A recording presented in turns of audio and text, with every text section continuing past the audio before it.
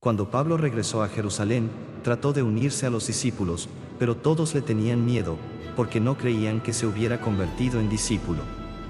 Entonces, Bernabé lo presentó a los apóstoles y les refirió cómo Saulo había visto al Señor en el camino, cómo el Señor le había hablado y cómo él había predicado, en Damasco, con valentía, en el nombre de Jesús. Desde entonces, vivió con ellos en Jerusalén, iba y venía, predicando abiertamente en el nombre del Señor, hablaba y discutía con los judíos de habla griega y estos intentaban matarlo.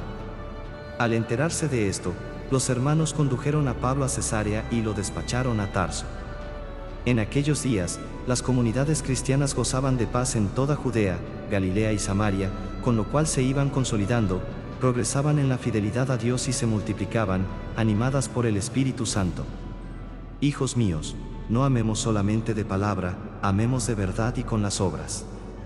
En esto conoceremos que somos de la verdad y delante de Dios tranquilizaremos nuestra conciencia de cualquier cosa que ella nos reprochare, porque Dios es más grande que nuestra conciencia y todo lo conoce. Si nuestra conciencia no nos remuerde, entonces, hermanos míos, nuestra confianza en Dios es total. Puesto que cumplimos los mandamientos de Dios y hacemos lo que le agrada, ciertamente obtendremos de Él todo lo que le pidamos.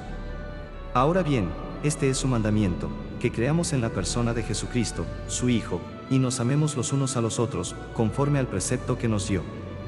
Quien cumple sus mandamientos permanece en Dios y Dios en él. En esto conocemos, por el Espíritu que Él nos ha dado, que Él permanece en nosotros. Evangelio. En aquel tiempo, Jesús dijo a sus discípulos: Yo soy la verdadera vid y mi Padre es el viñador. Al sarmiento que no da fruto en mí, Él lo arranca, y al que da fruto lo poda para que dé más fruto. Ustedes ya están purificados por las palabras que les he dicho. Permanezcan en mí y yo en ustedes. Como el sarmiento no puede dar fruto por sí mismo, si no permanece en la vid, así tampoco ustedes, si no permanecen en mí. Yo soy la vid, ustedes los sarmientos, el que permanece en mí y yo en él, ese da fruto abundante, porque sin mí nada pueden hacer. Al que no permanece en mí se le echa fuera, como al sarmiento, y se seca, luego lo recogen, lo arrojan al fuego y arde. Si permanecen en mí y mis palabras permanecen en ustedes, pidan lo que quieran y se les concederá. La gloria de mi Padre consiste en que den mucho fruto y se manifiesten así como discípulos míos. Palabra del Santo Padre. Jesús enfatiza la palabra, permanecer, mencionándola 7 veces en el pasaje del Evangelio de hoy. Antes de su partida de este mundo para unirse a su Padre, Jesús quiere asegurar a sus discípulos que pueden mantener su conexión con Él. Dice: permanezcan en mí, y yo en ustedes.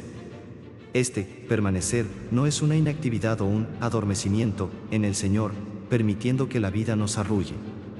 No, no es eso. El permanecer en Él, el permanecer en Jesús que Él propone, es un estado activo y también mutuo. ¿Por qué? Porque sin la vid, los sarmientos no pueden hacer nada, necesitan la savia para crecer y dar fruto, pero la vid también necesita los sarmientos, porque los frutos no brotan del tronco del árbol. Es una necesidad mutua, es una permanencia mutua para dar fruto. Nosotros permanecemos en Jesús y Jesús permanece en nosotros. Después de que Jesús ascendió al Padre, es tarea de los discípulos, es nuestra tarea, continuar anunciando el Evangelio con palabras y acciones. Y los discípulos, nosotros, los discípulos de Jesús, lo hacemos dando testimonio de su amor, el fruto que debemos dar es el amor.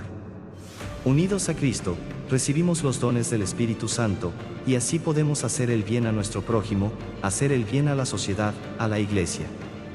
Por sus frutos se reconoce el árbol. Una vida verdaderamente cristiana da testimonio de Cristo.